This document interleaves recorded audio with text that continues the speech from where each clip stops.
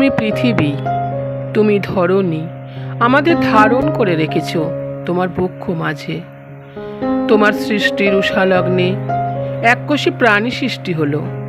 তারপর কত সহস্র বছর কেটে গেল, এককোষী থেকে বহুকোষী হলো মানুষ সৃষ্টি করলে তুমি।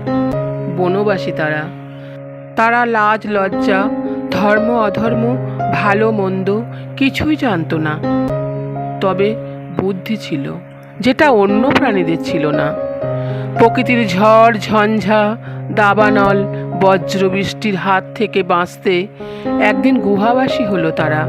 ঘর বাঁধতে শিখল, আগুন জ্বালাতে শিখল। প্রতি মুহূর্তে সংগ্রাম করতে করতে জড় জগতে, জীব জগতে একাধিপত্য অর্জন করল সে। তোমার গাছে ফলা ফলে, শস্যে, জলে, স্থলে, অন্তরিক্ষে ঘোষণা করল তার দাবি, তার অধিকার। তোমারই ওপর স্থাপিত করল তার প্রাসাদের ভিত্তি, তৈরি করল তার বিজয় তোরণ।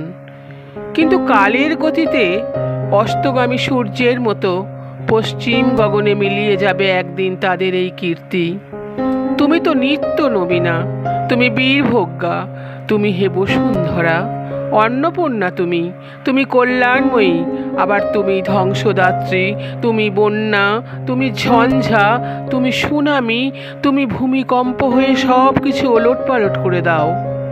আজকের সভ্য মানুষ সব কিছু জেনেও তোমার ওপর আঘাত হানে, আরও সুখে থাকবার আশায়। ওরা তোমার কাছ থেকে আরও পেতে যায়। কেন এত লোভ, কেন এত আস্ফালন? এর কোনো উত্তর নেই।